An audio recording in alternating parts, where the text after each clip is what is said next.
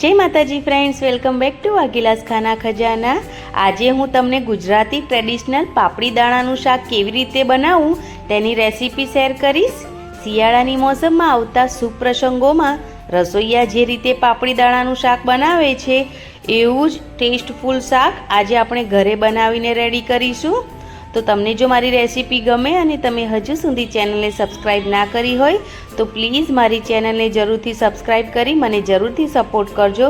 Like comment शेर करवानुं बिल्कुल ना भूलता।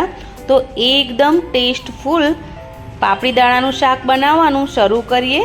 तो तेना माटे मैं अहींया 250 ग्राम पापड़ीना दाणा ने थोड़ो खावानो सोडा अने थोड़ी हळदर नाखी प्रेशर कूक करी लीधा छे अने 2 सीटी लगावी लीधी छे। तो हवे शाकनो मसालो बनावी लईए। तो तेना माटे मिक्सर जार लईशुं, तेनी अंदर थोड़ा धाणा एड करीशुं अने थोड़ुं लीलुं लसण एड करीशुं।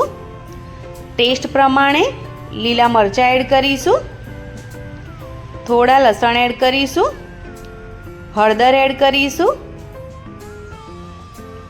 आदुना टुकड़ा एड करीशुं, थोड़ी सींगदाणा एड करीशुं। काचा सींगदाणा एड कर्या छे मैं अहींया। तेनी साथे थोड़ुं कोपरानुं छीण एड कर्युं छे अने थोड़ा तल एड कर्या छे। स्वाद प्रमाणे थोड़ुं ज मीठुं एड करवानुं छे अने 4 થી 5 चमची जेटलुं पाणी एड करी एकदम सरस पेस्ट बनावीने रेडी करवानी छे। तो अहींया ग्रीन पेस्ट बनावीने रेडी करी लीधी छे। तो बस आज रीतनी पेस्ट बनावीने रेडी करी लेवानी छे।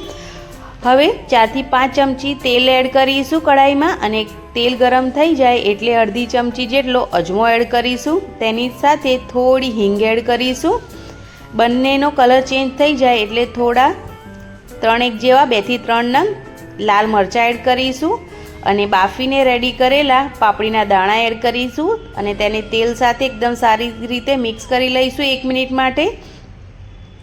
तो जे पापड़ीना दाणा छे बॉइल करीने राख्या छे एटले तेने वधारे कूक करवानी जरूर बिल्कुल नथी पड़ती। तो तेने मिक्स करी लईशुं अने मिक्स कर्या पछी जे ग्रीन मसालो बनावीने रेडी कर्यो छे ने जे पेस्ट बनावी हती तो तेने एड करीशुं आपणे अने ने आ बंनेने 2 થી 3 मिनिट माटे एकदम सारी रीते कूक थवा दईशुं जेथी जे ग्रीन पेस्ट छे ए पापड़ीना दाणा साथे एकदम सारी रीते मिक्स थई जाए अने तेनो टेस्ट पापड़ीना दाणामां आवी जाए एटला माटे।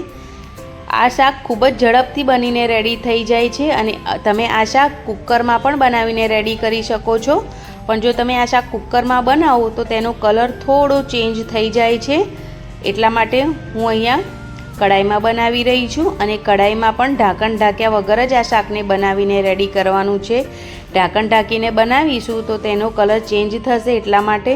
तो अहींया 2 થી 3 मिनिट एकदम सारी रीते मसाला अने दाणाने कूक कर्या पछी तेनी अंदर 1 चमची जेटलो धाणा जीरुं पाउडर अने थोड़ुं स्वाद प्रमाणे मीठुं एड करीशुं केम के आपणे पेस्टमां पण मीठुं एड कर्युं छे एटले दाणा पूरतुं ज आपणे मीठुं एड करवानुं छे। मीठुंनुं प्रमाण तमे तमारा प्रमाणे वधारे ओछुं करी शको छो।